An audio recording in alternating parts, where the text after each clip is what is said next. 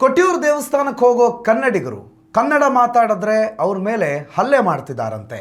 ಮಹಿಳೆಯರು ಮಕ್ಕಳು ಅಂತಾನೂ ನೋಡದೆ ನೀರನ್ನು ಎರಚಿ ಅಲ್ಲಿರುವ ಕೇರಳಿಗರು ಕನ್ನಡಿಗರಿಗೆ ಅವಮಾನ ಮಾಡ್ತಾ ಇದ್ದಾರಂತೆ. ಇದು ಸತ್ಯನಾ? ನಿಜವಾಗ್ಲೂ ಕೊಟ್ಟಿಯೂರು ದೇವಸ್ಥಾನಕ್ಕೆ ಹೋಗುವ ಕನ್ನಡಿಗರೆಲ್ಲರಿಗೂ ಇದೇ ರೀತಿಯ ಅನುಭವ ಆಗ್ತಾ ಇದೆಯಾ? ಇದೇ ವಿಚಾರದ ಬಗ್ಗೆ ಮಾತಾಡೋಣ. ನಮಸ್ಕಾರ, ಕನ್ನಡ ನ್ಯೂಸ್ಗೆ ಸ್ವಾಗತ. ನಾನು ಪ್ರಣೂತ್ ಆರ್ಗಾಣಿಕ. 365 ದಿನದಲ್ಲಿ ಕೇವಲ 28 ದಿನಗಳ ಕಾಲ ಮಾತ್ರ ತೆರೆದಿರುವಂತಹ ಒಂದು ವಿಶೇಷವಾದ ದೇವಸ್ಥಾನ ಕೊಟ್ಟಿಯೂರು ದೇವಸ್ಥಾನ. ಕಳೆದ 2-3 ವರ್ಷಗಳಿಂದ ಈ ದೇವಸ್ಥಾನ ಬಹಳ ಫೇಮಸ್ ಆಗಿದೆ. ಕಾರಣ ಸೋಷಿಯಲ್ ಮೀಡಿಯಾವನ್ನು ನೋಡಿ ಈ ದೇವಸ್ಥಾನದ ವಿಶೇಷತೆಯನ್ನು ಗಮನಿಸಿ ಸುತ್ತಮುತ್ತಲ 3-4 ರಾಜ್ಯದ ಜನ ಕೊಟ್ಟಿಯೂರಿನ ಈ ದೇವಸ್ಥಾನದಲ್ಲಿ ಶಿವನ ದರ್ಶನಕ್ಕೆ ಅಂತ ಹೋಗ್ತಾ ಇದ್ದಾರೆ. ಅನಾದಿ ಕಾಲದಿಂದಲೂ ನಡೆದುಕೊಂಡು ಬಂದಂಥ ಸಂಪ್ರದಾಯದ ಪ್ರಕಾರ ಅಲ್ಲಿನ ಸ್ಥಳೀಯರು, ಊರಿನವರು ಮಾತ್ರ ಪೂಜೆ ಸಲ್ಲಿಸ್ತಾ ಇದ್ದ, ಆರಾಧಿಸ್ತಾ ಇದ್ದ ಕೊಟ್ಟಿಯೂರು ದೇವಸ್ಥಾನಕ್ಕೆ ಈಗ ಲಕ್ಷಾಂತರ ಭಕ್ತರ ಆಗಮನ ಆಗ್ತಾ ಇದೆ. ಕೇವಲ 20 ದಿನಗಳ ಕಾಲ ಭಕ್ತರಿಗೆ ಪ್ರವೇಶವನ್ನು ಕೊಡುವಂತಹ ಈ ದೇವಸ್ಥಾನದಲ್ಲಿ ನಾಮುಂದು ತಾಮುಂದು ಅಂತ ಹೇಳಿ ದೇವರ ದರ್ಶನ ಪಡೆಯೋದಕ್ಕೆ ಭಕ್ತರು ಜಮಾಯಿಸಿದ್ದಾರೆ. ಈ ನಡುವೆ ಕೆಲವು ಕನ್ನಡಿಗ ಭಕ್ತರು ದೇವಸ್ಥಾನದಲ್ಲಿ ದೇವರ ದರ್ಶನಕ್ಕೆ ಅಂತ ಹೋದಾಗ ಅವರ ಮೇಲೆ ಹಲ್ಲೆ ಆಗಿದೆ, ಅವರನ್ನು ಹೀನಾಯವಾಗಿ ನಡೆಸಿಕೊಳ್ಳಲಾಗಿದೆ. ಅವರಲ್ಲಿ ಮಕ್ಕಳು, ಹೆಂಗಸರು ಅಂತಾನೂ ನೋಡದೆ ಅವರನ್ನು ಬಹಳ ದೌರ್ಜನ್ಯದ ರೂಪದಲ್ಲಿ ನಡೆಸಿಕೊಳ್ಳಲಾಗ್ತಾ ಇದೆ. ಇದಕ್ಕೆಲ್ಲ ಕಾರಣ ನಾವು ಕನ್ನಡಿಗರು ಅನ್ನೋ ಒಂದೇ ಒಂದು ಕಾರಣ ಅಂತ ಬಹಳಷ್ಟು ಆರೋಪಗಳು ಇತ್ತೀಚೆಗೆ ಸೋಷಿಯಲ್ ಮೀಡಿಯಾದಲ್ಲಿ ವೈರಲ್ ಆಗ್ತಾ ಇದೆ. ಇದು ನಿಜಾನಾ? ಇದು ಸುಳ್ಳ? ಸತ್ಯಕ್ಕೆ ಹತ್ತಿರವಾದಂಥ ವಿಚಾರಗಳು ಏನೇನು ಅನ್ನೋದನ್ನು ಇವತ್ತಿನ ಈ ವಿಡಿಯೋದಲ್ಲಿ ಗಮನಿಸೋಣ. ಮೊದಲಿಗೆ ನಾನು ಆಗಲೇ ಉಲ್ಲೇಖ ಮಾಡಿದ ಹಾಗೆ ಕೊಟ್ಟಿಯೂರು ದೇವಸ್ಥಾನಕ್ಕೆ ಕಳೆದ 2-3 ವರ್ಷಗಳಿಂದ ಲಕ್ಷಾಂತರ ಜನ ಭಕ್ತರು ಆಗಮಿಸ್ತಿದ್ದಾರೆ. ಜನಸಂಖ್ಯೆ ಜಾಸ್ತಿ ಆದ ಹಾಗೆ ಸಾಮಾನ್ಯವಾಗಿ ಅಲ್ಲಿನ ವ್ಯವಸ್ಥೆಗಳು ಅವ್ಯವಸ್ಥೆ ಆಗುತ್ತೆ. ಅಂದರೆ 10 ಜನ ಹೋಗುವ ದಾರಿಯಲ್ಲಿ 100 ಜನ ಏಕಾಏಕಿ ಬಂದಾಗ ಒಂದು 20 ಜನರನ್ನು 30 ಜನರನ್ನು ತಳ್ಳಬೇಕಾಗತ್ತೆ. ಅಥವಾ ನೂಕುನುಗ್ಗಲು ಉಂಟಾದಾಗ ಆ ನೂಕುನುಗ್ಗಲನ್ನು ಸರಿಪಡಿಸೋದಕ್ಕೆ ಕೆಲವೊಂದಿಷ್ಟು ಮಾರ್ಗಗಳನ್ನು ಅನುಸರಿಸಬೇಕಾಗತ್ತೆ.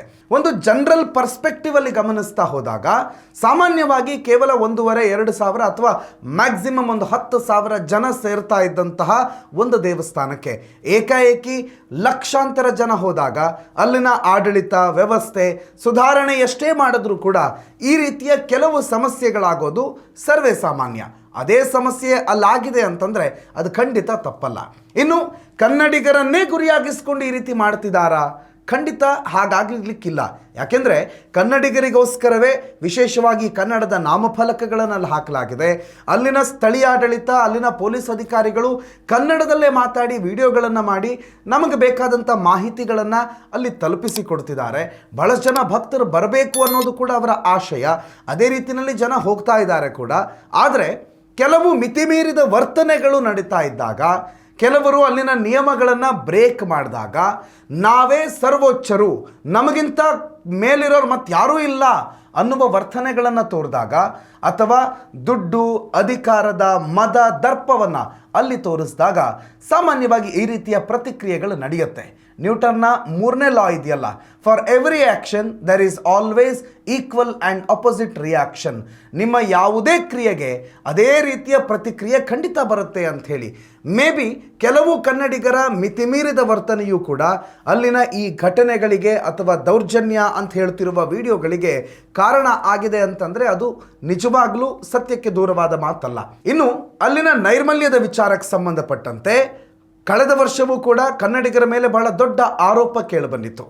ಬಟ್ಟೆಗಳನ್ನು ಬೇಕಂದಲ್ಲಿ ಎಸೆದು ಹೋಗುತ್ತಿದ್ದಾರೆ, ಅಲ್ಲಿ ಕಂಡಲ್ಲಿ ಕಸ ಹಾಕ್ತಿದ್ದಾರೆ ಅನ್ನುವ ಆರೋಪಗಳನ್ನು ಕೂಡ ನಾವು ಕನ್ನಡಿಗರು ಕಳೆದ ವರ್ಷವೂ ಎದುರಿಸಿದ್ವಿ. ಸಾಮಾನ್ಯವಾಗಿ ಇಂಥ ಆರೋಪಗಳು ಕೇಳಿ ಬಂದಾಗ ಮುಂದಿನ ವರ್ಷ ಹೋದಾಗ ನಾವು ಅದನ್ನು ನೀಟಾಗಿ ಮ್ಯಾನೇಜ್ ಮಾಡಬೇಕು ಅನ್ನುವ ಸಂಕಲ್ಪವನ್ನು ಸಾಮಾನ್ಯವಾಗಿ ತೊಡೋದು, ಅಥವಾ ಅದೊಂದು ರೀತಿ ಪಣ ತೊಟ್ಟ ರೀತಿಯಲ್ಲಿ ನಾನು ಈ ಸಲ ಕಸ ಹಾಕಲ್ಲ ಅನ್ನೋ ರೀತಿಯಲ್ಲಿ ವರ್ತನೆ ಮಾಡೋದು ಸಾಮಾನ್ಯ. ಆದರೆ ಇನ್ನೂ ಕೂಡ ಅದೇ ರೀತಿಯ ವರ್ತನೆಗಳು ಅಲ್ಲಿ ಕಾಣ್ತಾ ಇದೆ. ಅದು ಕೇವಲ ಕನ್ನಡಿಗರದ್ದು ಅಂತಲ್ಲ, ಬರುವ ಎಲ್ಲ ಭಕ್ತಾದಿಗಳು ತಮ್ಮ ಬಟ್ಟೆ ಬರೆಗಳನ್ನು ಅಲ್ಲೇ ಕಂಡಲ್ಲಿ ಎಸೆತಿದ್ದಾರೆ.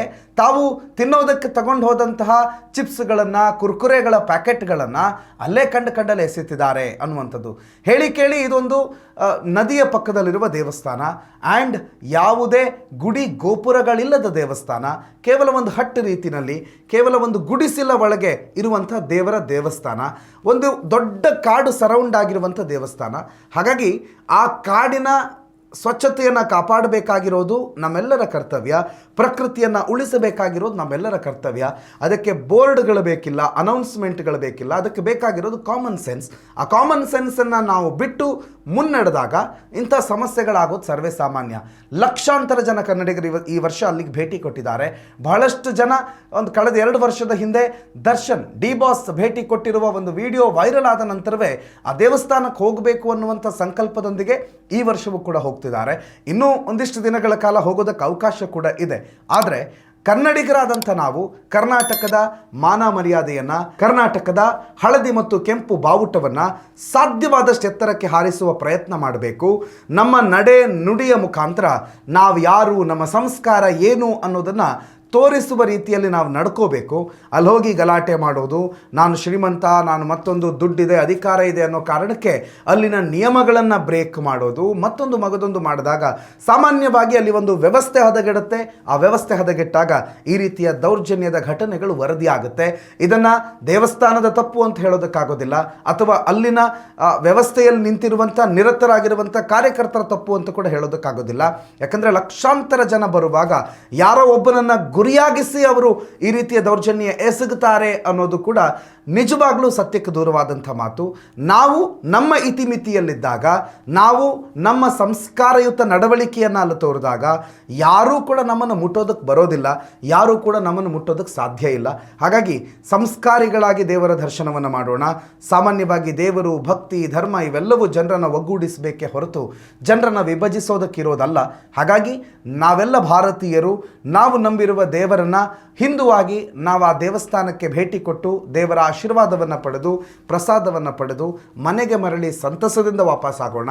ಅದನ್ನು ಬಿಟ್ಟು ಕಾಂಟ್ರವರ್ಸಿಗಳಿಗೆ ಬೇಕಂತಲೇ ಕೆಲವೊಂದು ವಿಚಾರಗಳನ್ನು ವೈಯಕ್ತಿಕವಾಗಿ ನಡೆದದ್ದನ್ನು ಇಡೀ ಸಮುದಾಯಕ್ಕೆ ಅಥವಾ ಸಮೂಹಕ್ಕೆ ಹೊರಿಸುವ ತಪ್ಪನ್ನು ಮಾಡದೆ ದೇವರ ದರ್ಶನವನ್ನು ಭಕ್ತಿ ಭಾವದಿಂದ ಮಾಡಿ ಮುಗಿಸಿ ಬರೋಣ.